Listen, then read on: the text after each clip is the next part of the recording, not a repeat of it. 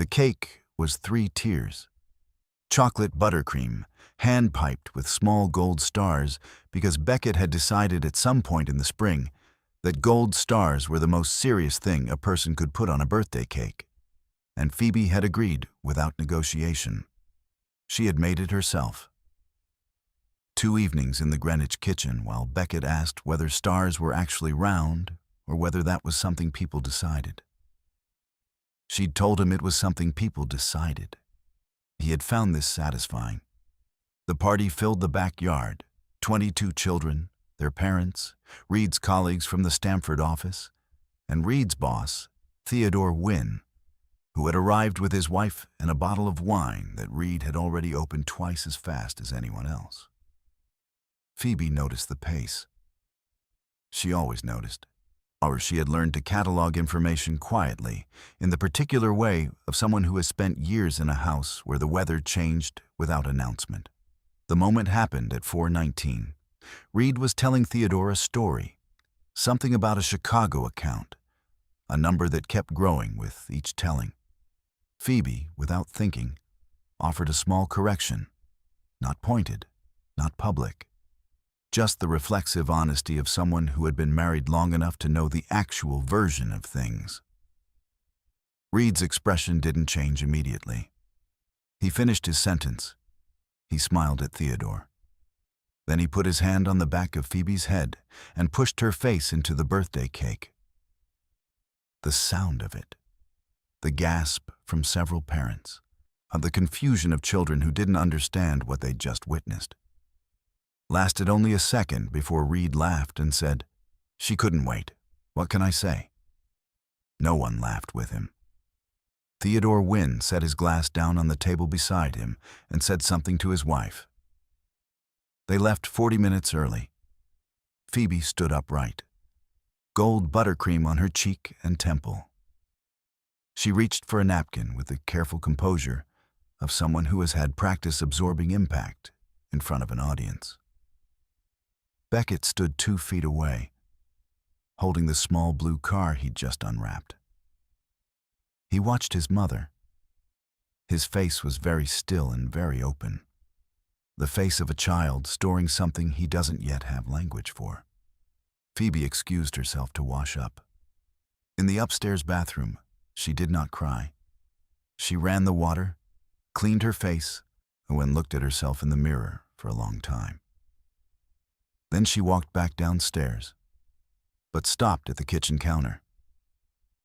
Reed's phone sat beside the fruit bowl. She picked it up. She knew his code. She opened the banking app and looked at the transaction history for 40 seconds. Then she put the phone back exactly where it had been. Her face showed nothing, but she had seen enough. She called Jasper at 11 that night, after Beckett was asleep and Reed had gone wherever Reed went after parties that hadn't gone the way he planned. The phone rang once. Her father picked up like a man who had been sitting beside it. "Phoebe," he said. "Dad," she said. "I need you to tell me everything you know about Reed Calloway." A silence. Not surprised, bracing. Jasper Tanner had founded Tanner Holdings in 1981 from a single wind energy patent and a refusal to accept that the business was impossible. By the time Phoebe was born, the company was worth more than most countries. By the time her mother died, it was worth more than several of them combined. Phoebe had walked away from the name at 22, not in anger, in self-preservation. She wanted to be chosen for herself. She had watched enough people orbit her family's money to understand that the name contaminated everything it touched, including the ability to trust anyone who knew it. She had met Reed at an architecture exhibition in New Haven. He had not seemed to know her name.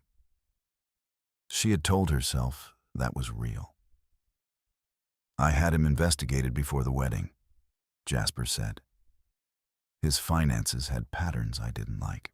Movement between accounts I couldn't trace clearly. I tried to tell you." "I'd already cut contact," Phoebe said. "Yes." "Dad, Was the investigation the only thing you found? A longer pause. There was something about how you met, Jasper said carefully. The New Haven exhibition. It was a private industry event. Your name was not on the public guest list. Phoebe sat very still. Then how did he know I'd be there? I believe his mother told him, Jasper said.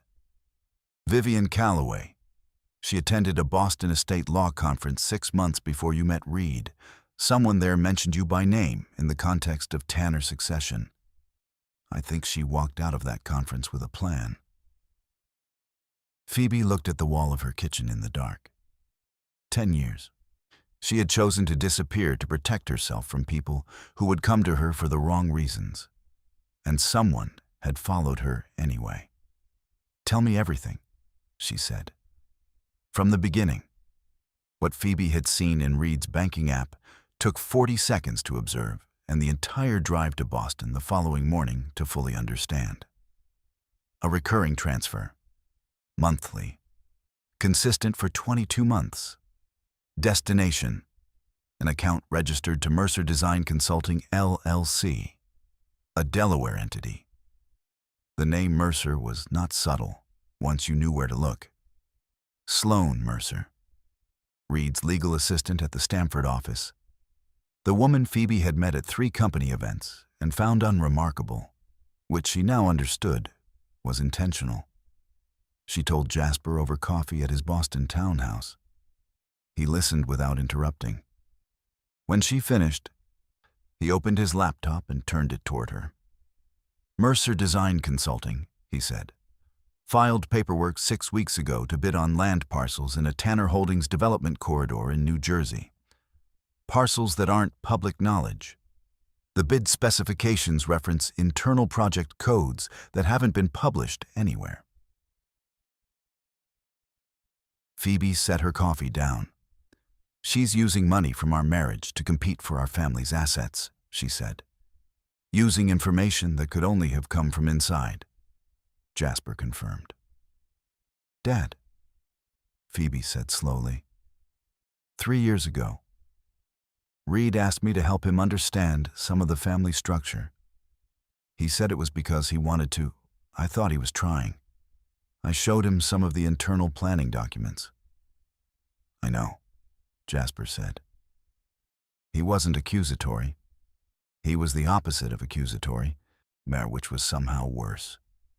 The quiet grief of a father who understood exactly how his daughter had been used. The information Phoebe had shared voluntarily in a moment of marital trust was now being used to attack her family's company from the inside. She had handed them the key herself. She sat with that for a moment, let it be what it was, did not try to make it smaller. Then, who else knows about the New Jersey bid? Margaret Finch, our COO. She flagged it to me yesterday. Call Corinna Vale, Phoebe said. We need her today. Corinna Vale arrived at Jasper's Boston office at 2 in the afternoon with a leather portfolio and the energy of someone who has been in enough rooms like this one to stop wasting time on preamble. She had known Jasper for 30 years. She had never worked a case that didn't matter, and she laid out what her team had found in 48 hours of research.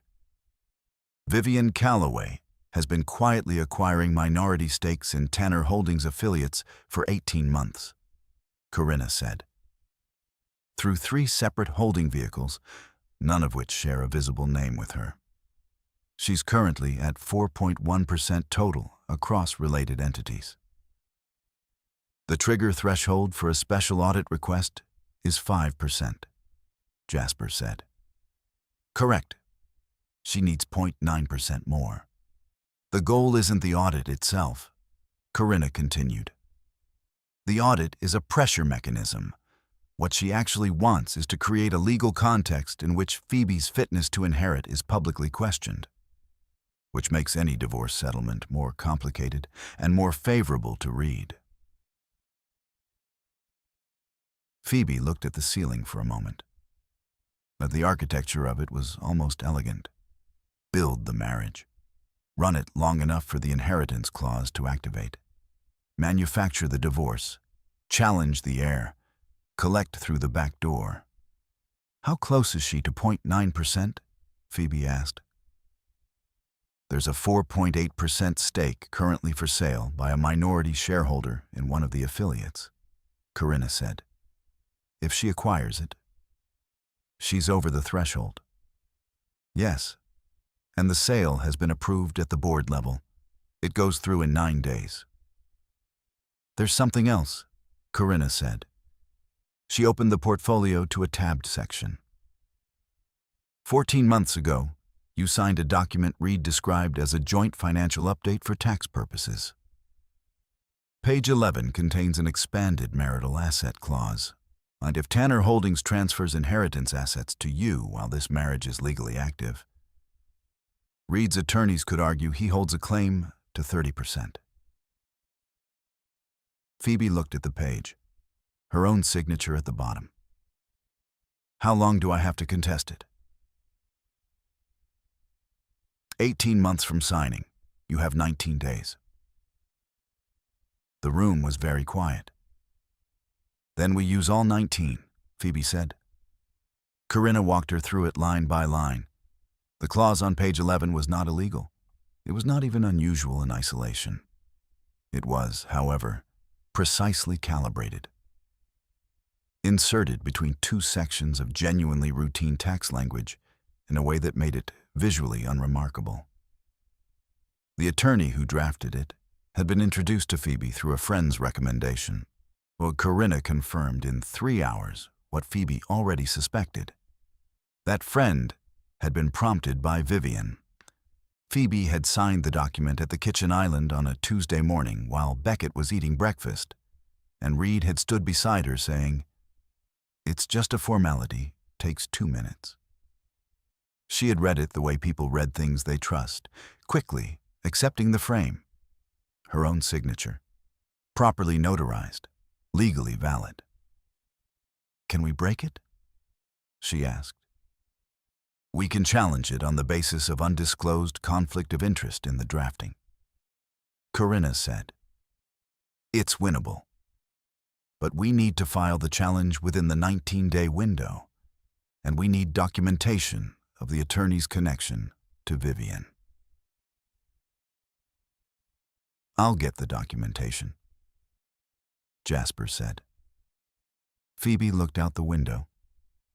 Boston Harbor in November, gray and direct, while not asking permission from anyone.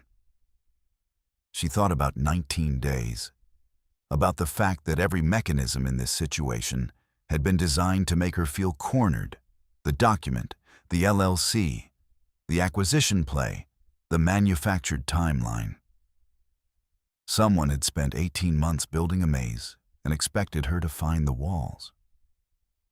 "Corinna," she said, "can you file the challenge remotely tonight if I get you what you need?"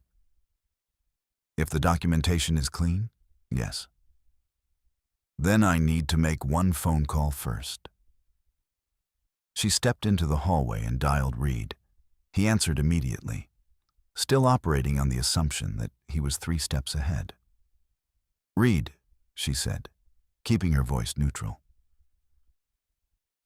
"I've been going through some of the paperwork from last year. The tax update from August. Oh, can you remind me which attorney you used for that?" He named the firm without thinking. She thanked him and hung up. The firm name matched Corinna's records exactly. By 10 that night, the challenge was filed. Beckett came home from school on a Wednesday with his backpack unzipped and a drawing folded inside his reading log. The assignment had been, draw a moment at home. His teacher had collected them for a class display. But Beckett's had been set aside separately, she told Phoebe on the phone that evening, because the school's protocol required her to flag it. Phoebe unfolded the drawing at the kitchen table. Crayon. A table with a birthday cake on it. A standing figure with hands extended. One of them on the head of a seated figure. The seated figure had brown-red marks on her face. Beckett had used the color for chocolate frosting. Below the drawing, in careful first-grade letters, "My birthday party." The school's social worker had opened a monitoring file 3 weeks earlier, the same week as the party, based on a separate report from a neighboring parent who had attended. Phoebe did not know this file existed. She sat at the table for a long time after reading. "Beck," she said, when he came in for his after-school snack, "can you tell me about your drawing?" He climbed onto his stool and reached for the crackers. "That's my birthday." Dad pushed Mama's face into the cake. "I drew it because that's what I remembered from home." He said it the way children say true things, without drama, without agenda. Just a clean account of what happened, offered because someone asked. "How did you feel when it happened?" she asked. He thought about it while chewing. "I felt like it was my birthday and something went wrong and I didn't know what to do." "That makes complete sense," Phoebe said. "You didn't do anything wrong." He nodded, seemingly satisfied, and moved on to asking about dinner. The social worker's file, combined with the drawing and a written statement from 3 party attendees, would become the backbone of the custody petition Corinna filed 4 days later. Sometimes children don't protect themselves. They just tell the truth. And sometimes the truth, stated clearly and without decoration by someone who doesn't know it's important, is the most powerful thing in the room. She texted Reed on a Thursday evening. "Can we talk tonight?" "About Beck's schedule going forward. Just us, no lawyers." He agreed within 4 minutes. That speed told her something. She set her phone face down on the kitchen counter before he arrived, recording function running. Reed came in with the body language of a man who had already rehearsed his version of reasonable. He sat at the island. She made coffee. She kept the conversation on Beckett, the school schedule, the weekend routine, his preference for the science museum. She was warm and practical and gave Reed nothing to push against.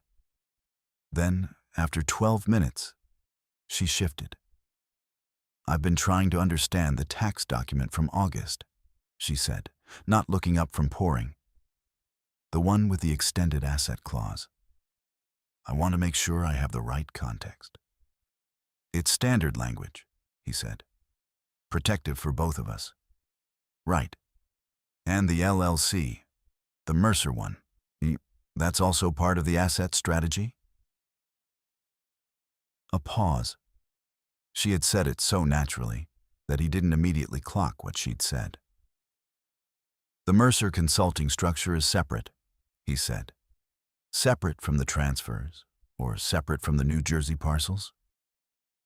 The silence that followed lasted 4 seconds. In those 4 seconds, Reed recalculated. But the recalculation arrived 1 sentence too late.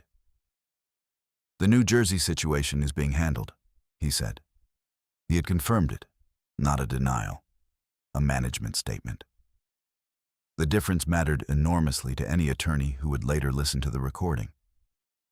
Phoebe topped off her coffee and nodded as if this was exactly what she'd expected.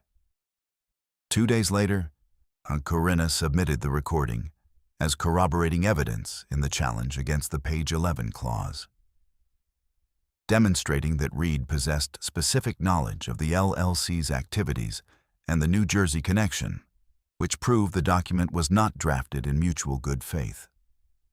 The challenge was upgraded from contested to compelling. And Phoebe, without raising her voice or making a single accusation, had handed Corinna what she needed. "You set him up," Corinna said on the phone afterward. "I asked him questions he thought were safe," Phoebe said. "He made his own choices about how to answer." Vivian Calloway had been in enough boardrooms to understand that the cleaner a plan looks, the more invisible it appears to the people it's designed to harm. she moved on two fronts simultaneously. The first, she contacted two members of the Tanner Holdings board directly, not through intermediaries, using personal relationships she had cultivated over the past 3 years at the same industry events where Tanner affiliates were regularly represented. She suggested, over separate dinners, that Phoebe's personal situation was creating uncertainty about succession timelines. She used the word stability 4 times in each conversation. She never made a direct accusation. She didn't need to. The second, she authorized the LLC to bid on the 4.8% stake going to market, the amount that would push her total over the threshold for a special audit request. The stake sale was approved at board level. The closing date was set for 9 days out. The board member who had agreed to move the stake sale forward, a man named Douglas Fry, who had worked alongside Jasper for 19 years, had not told Jasper about Vivian's approach. When Corinna discovered this and informed Jasper, the closing was 4 days away. "Douglas," Jasper said simply, when Corinna finished speaking. He didn't elaborate. That one word contained everything. The specific, unrepeatable grief of finding a betrayal inside a trust you had never thought to question. "We have 4 days," Phoebe said. "What can we do in 4 days?" She was at the Boston office by 8 the next morning, reading the Tanner Holdings corporate charter. The full version, not the summary. Looking for something her grandfather might have built into the structure decades before anyone thought they'd need it.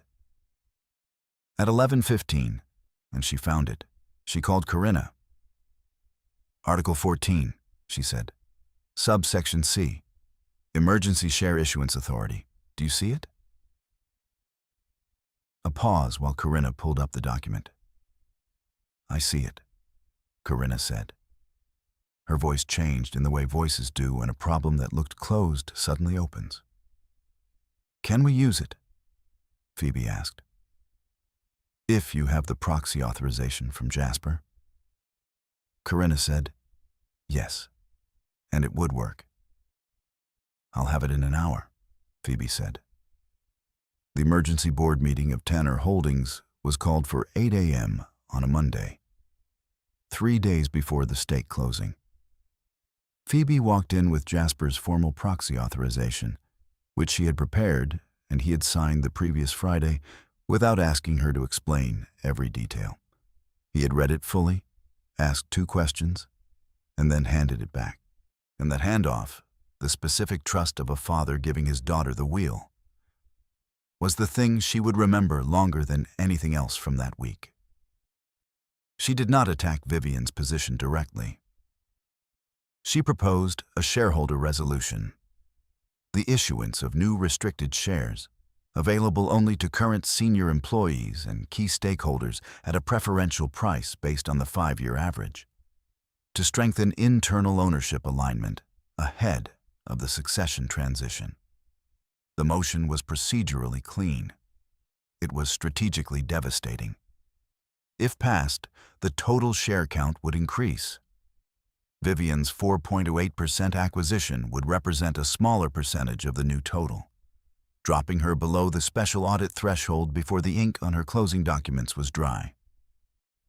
The board voted, 7 in favor, 1 abstention, on a 1 against Douglas Fray, whose vote no longer changed anything, and who would spend the following weeks understanding exactly what his choices had cost him and who he had underestimated.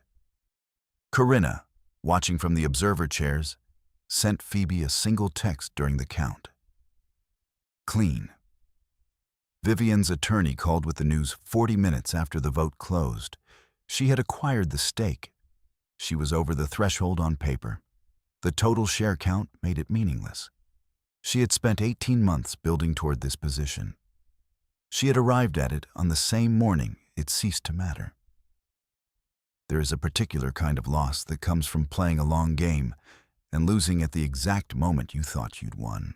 Vivian Calloway sat in her car outside her attorney's Boston office and did not move for a long time. Phoebe was already at lunch with Margaret Finch, talking about Denver. The call came from Vivian at 6:30 that evening. She didn't explain. She said, "The board move failed. You need to cooperate with whatever Phoebe's attorneys ask for. Don't fight the custody filing." Reed sat on the couch in the Stamford house that he was beginning to understand was not his house, and had never been. "What do you mean the board move failed?" he said. "It means adjust your expectations," Vivian said. "And do not make this worse than it already is." She hung up. Reed held the phone and looked at the window. Outside, the Greenwich neighborhood was doing what wealthy neighborhoods do in November, looking perfect and feeling nothing. He thought about the New Haven exhibition, how his mother had mentioned it.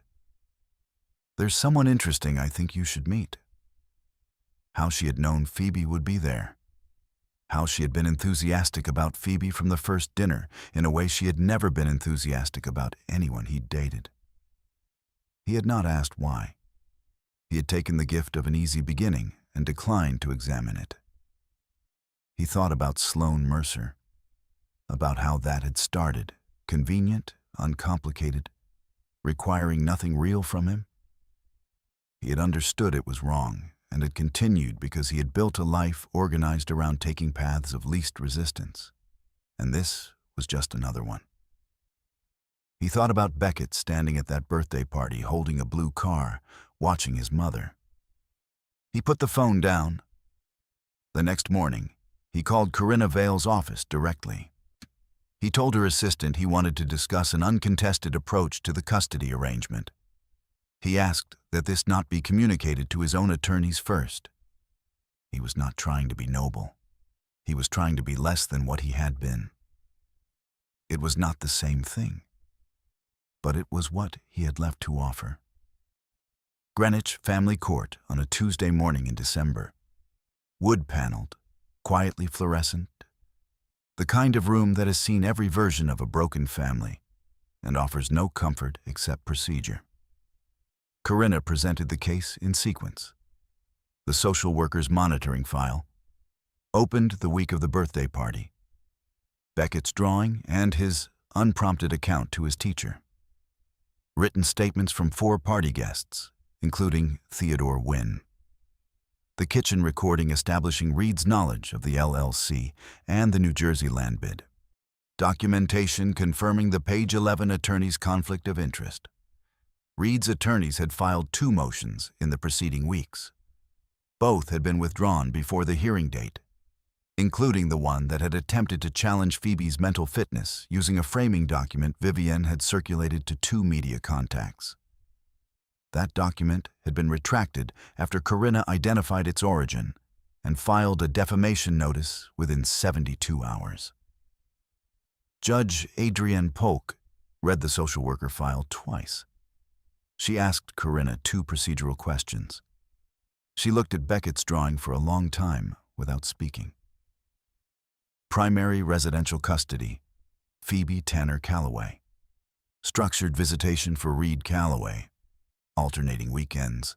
Supervised transition period for 90 days.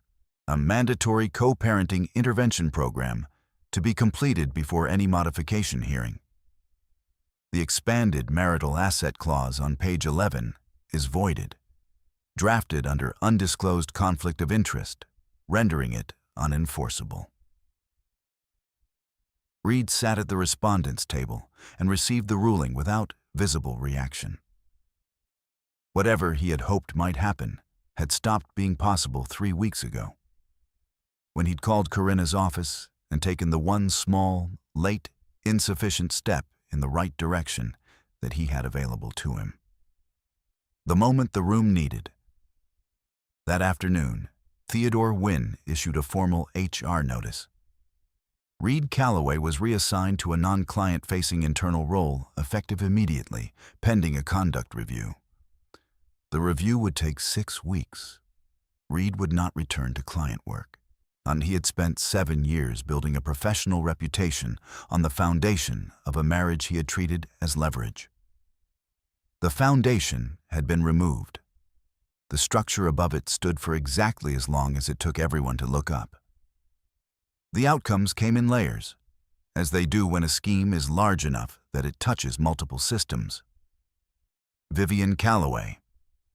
Corinna filed a civil defamation suit over the document Vivian had circulated to media contacts, the one attempting to frame Phoebe as mentally unstable. The suit named Vivian directly. It would take months to resolve. The filing itself was public record within 48 hours. Separately, the Douglas Frey situation triggered an internal Tanner Holdings governance review, which documented Vivian's approach to board members using false information. That review was shared with the company's legal counsel and placed in permanent governance files. Vivian retained excellent legal representation. She would not face criminal charges. The line between aggressive strategy and fraud is maintained in civil matters by documentation quality. Hers was insufficient for criminal prosecution and sufficient for civil liability. What she faced was not a cell. It was the withdrawal of the rooms she had always occupied. Industry event invitations that stopped arriving. Board introductions that no longer materialized. The specific social consequence experienced by people whose names appear in court documents that anyone can search. The kind of quiet, permanent exclusion that cannot be purchased away, only waited out. She was 72% of the way through a plan that had taken 3 years to construct. She sat at the end of it, with nothing she had not already owned before she started. Sloan Mercer. When subpoenaed as a witness in the civil matter, Sloan discovered that Vivian had used her LLC as an instrument without fully disclosing the broader plan. She cooperated with Corinna in exchange for reduced civil exposure. Her testimony closed the documentation gap on Vivian's board communications. She relocated in February. The Delaware LLC was dissolved. Reed. He completed the co-parenting program. He attended every visit. He did not ask about the money. That last part, choosing not to, may have been the first unmanipulated decision he made in years. She did not announce herself. That was deliberate. Now she called Margaret Finch, Tanner Holdings' COO, a woman who had worked under Jasper for 16 years with the steady, unshowy competence of someone who had never needed to be noticed to be effective, and asked for a working lunch. They met at a small restaurant near the Boston office. Phoebe ordered coffee and asked about the sustainable architecture project that had been sitting in proposal stage for 2 years. The one that combined urban design principles with clean energy infrastructure. The one that had been her grandfather's concept, Jasper's father.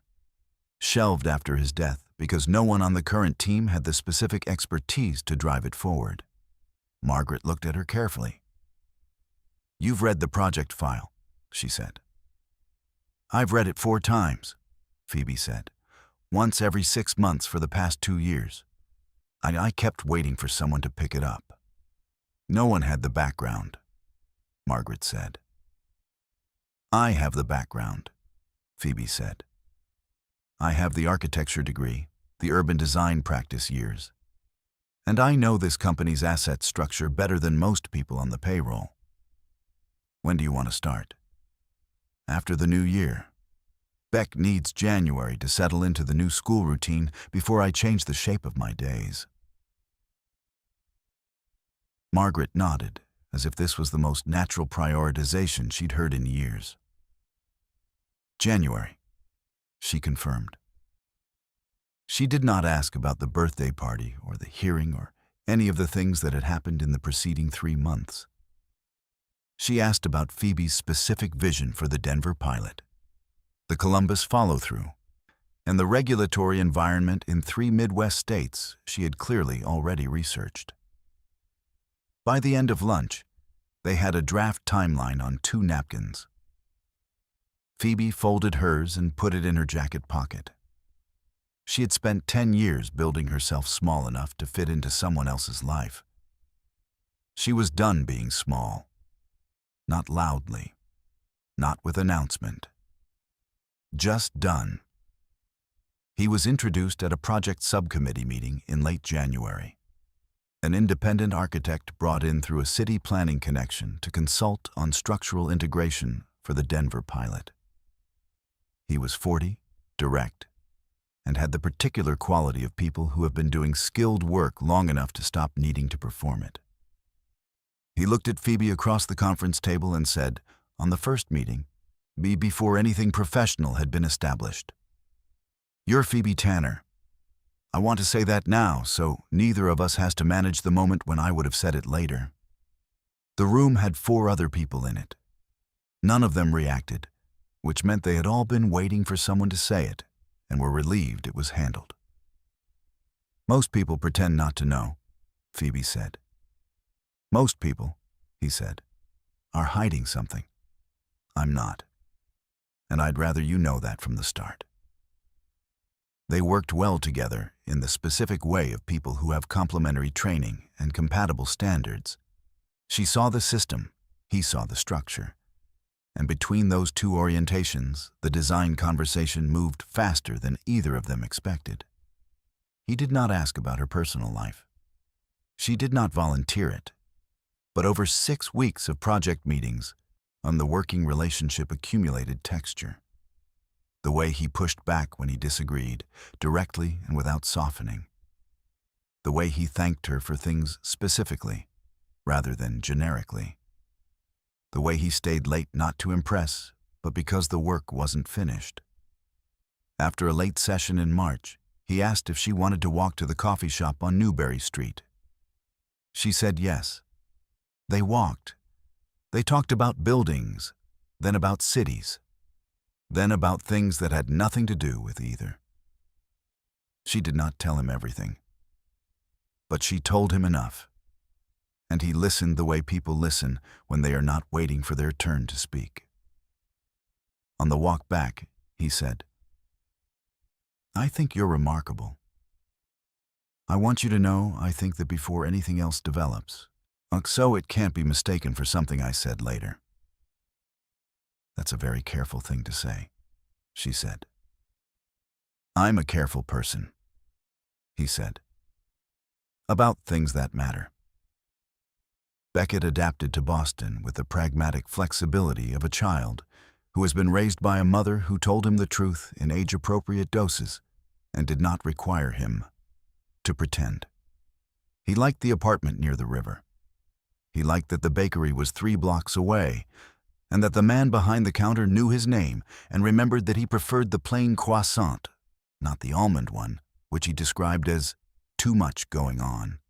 He attended a new school where no one knew about the birthday party, which was its own kind of relief.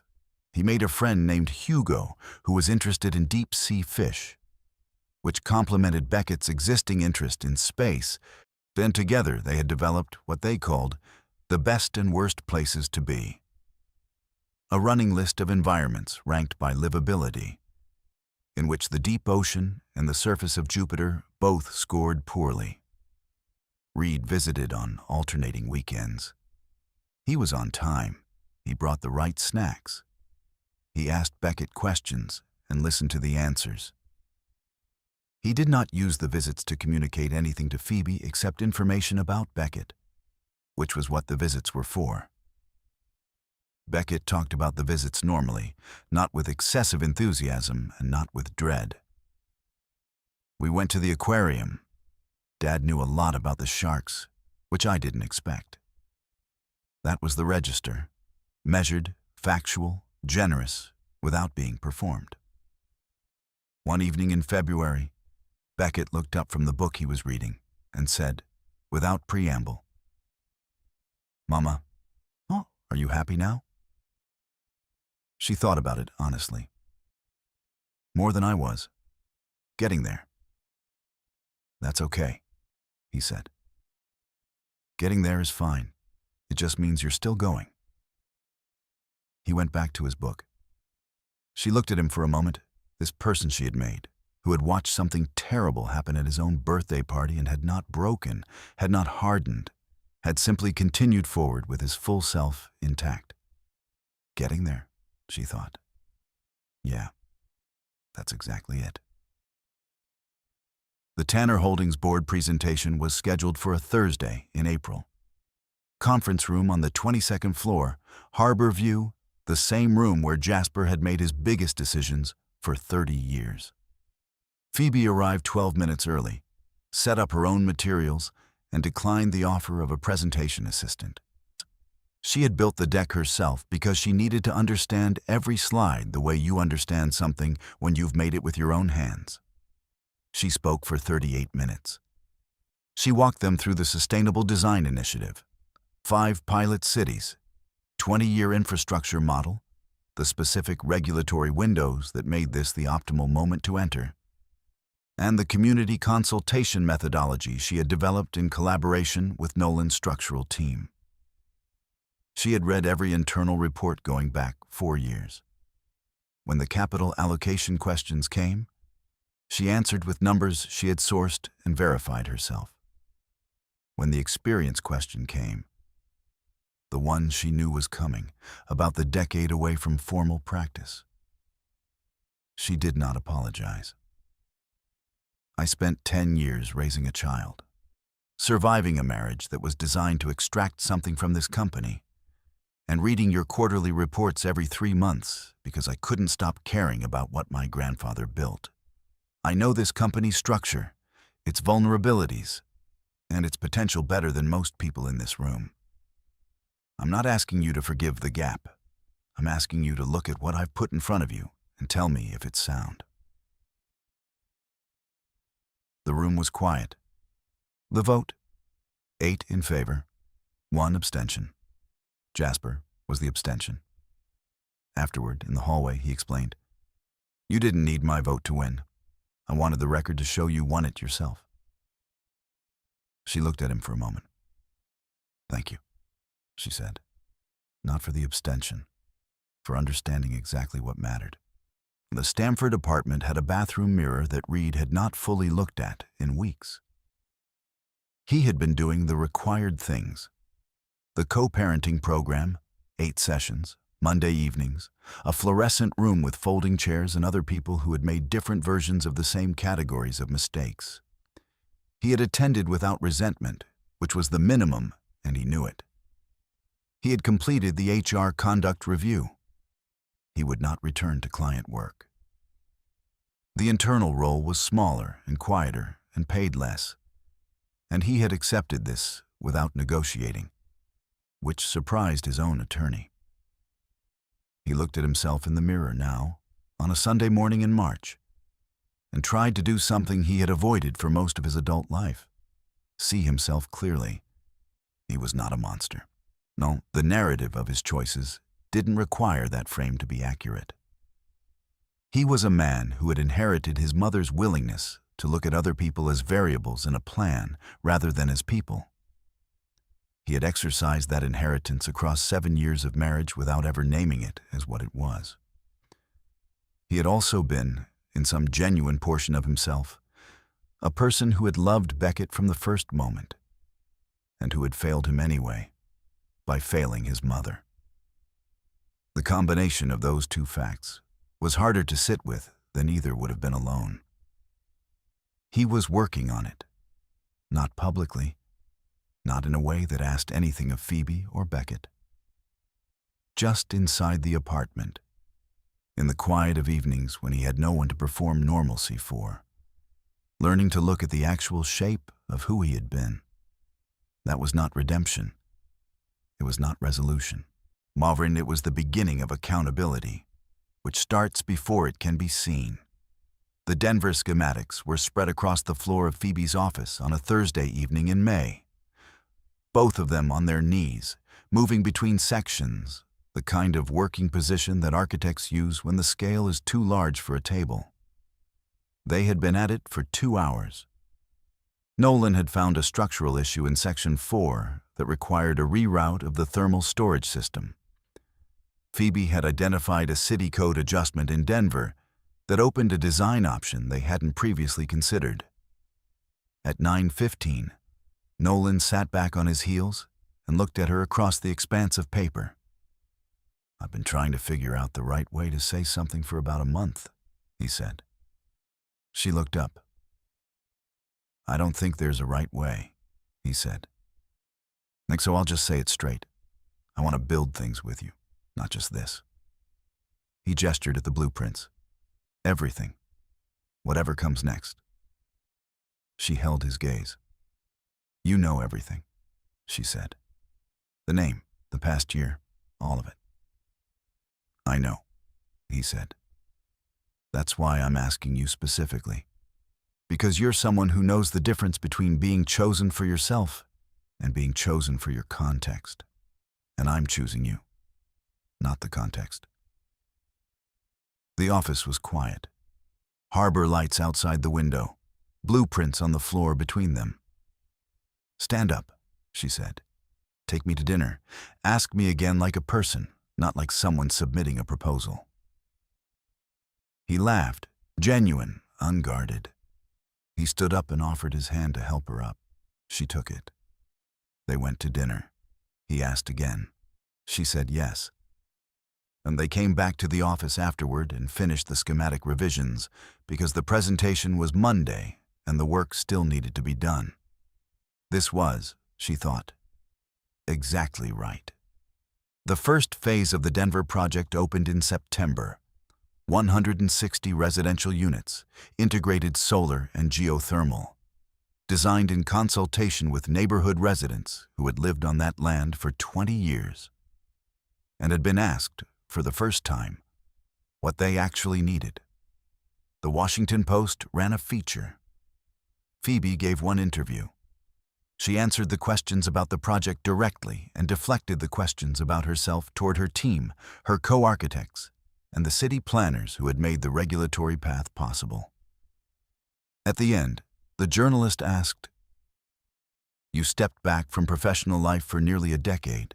On looking back, what was the cost, and what did you gain?" She thought about it genuinely before answering. "The cost was real. I made myself small because I thought smallness was safe. It just made the danger harder to see." She paused. "What I gained was understanding the difference between building something for someone else's blueprint and building something from your own. I know which one I'm doing now. That clarity is worth something." At Beckett's school in Boston, his teacher had set up a live stream.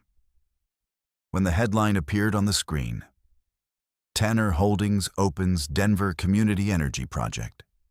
CEO Phoebe Tanner Calloway leads expansion." Beckett looked at it for a moment. Then he turned to Hugo and said without ceremony, "That's my mom." Hugo nodded. "I know, as you told me." "I'm just saying it again," Beckett said, "because it's still true."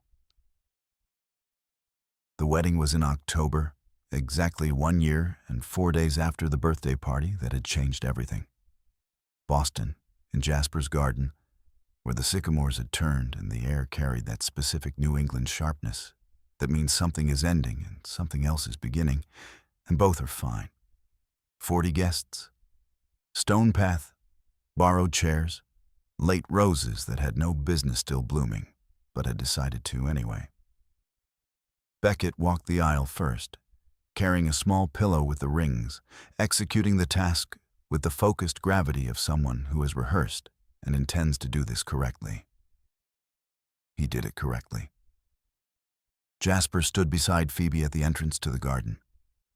She had not asked him to give her away, and she had asked him to walk with her, beside her, not delivering her. He understood the difference completely. Your grandmother would have been insufferably smug about all of this, he said quietly. She would have claimed she saw it coming. Did she ever say anything about it? She told me once. Jasper said, that the people worth trusting are the ones who show you who they are when they have nothing to gain. She was talking about business. I think it applies elsewhere. Phoebe looked down the garden path at Nolan, standing at the end of the stone path in a navy suit, with the expression of a man who has waited for the right thing and recognizes it now that it's arrived. "Ready," she said. They walked together. In the drawer of Phoebe's desk at the Boston office, 3 things. Beckett's birthday drawing, crayon, standing figure, seated figure, brown red marks. The picture that started everything. A note in Jasper's handwriting, given to her the night before the wedding. "Your mother told me before she died that the most important thing she ever did was raise someone who knew her own value." She was right. She always was. And the Denver schematic from the Thursday night on the office floor, coffee-ringed, annotated in 2 different handwriting styles, folded imperfectly. The first thing she and Nolan ever built together. Not the last. She had spent a decade making herself invisible as protection. She had learned that what you hide from the world, you also hide from yourself. The woman who walked out of the garden on that October afternoon was not repaired. She was built deliberately, and from what remained after everything false had been removed. That is not the same thing as healing. That is something better.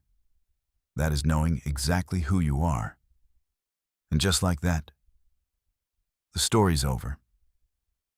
Hey, if you're still here with us right now, that tells me everything. Something in Phoebe's story landed somewhere real for you. Maybe it was the birthday party moment. Maybe it was the way she stayed quiet when everyone expected her to break. Maybe it was just the feeling of watching someone finally stop making themselves small. And here's what I want to sit with you for just one moment. Marcus Aurelius wrote, "You have power over your mind, not outside events. Realize this, and you will find strength." Phoebe didn't fight back with anger. She fought back with clarity, with patience, and with the unshakable knowledge of who she was. Even when the people closest to her had decided she was something to use. That's the real inheritance in this story. Not the $1 trillion, not the company. It's the moment you stop measuring your worth by what someone else was willing to see in you. If life has ever made you feel invisible, please hear this. Your silence was never your weakness. It was just the chapter before the turn. If this story moved you, please hit that like button, share it with someone who needs it today, and subscribe so you never miss what's coming next. We'll see you there. Unaware His Wife Was a Trillionaire's Daughter is a work of original fiction, created entirely for entertainment and storytelling purposes. All characters, including Phoebe Tanner Calloway, Reed Calloway, Vivian Calloway, Beckett, Jasper Tanner, Nolan Briggs, and all others appearing in this narrative, are completely fictional. Any resemblance to real individuals, living or deceased, is purely coincidental and unintentional. All organizations, companies, legal proceedings, and financial figures depicted, including Tanner Holdings, Voss Capital references, and all associated entities, are fictional constructs created solely to serve the story. They do not represent, reference, or reflect any real business, legal case, or financial institution. This content is an original dramatic narrative, not a documentary, news report, or factual account of real events. No legal, financial, or medical advice is intended or implied anywhere in this story. We are committed to honest, transparent storytelling, and proud to bring you original drama that entertains, inspires, and connects. Thank you for watching and for your continued support.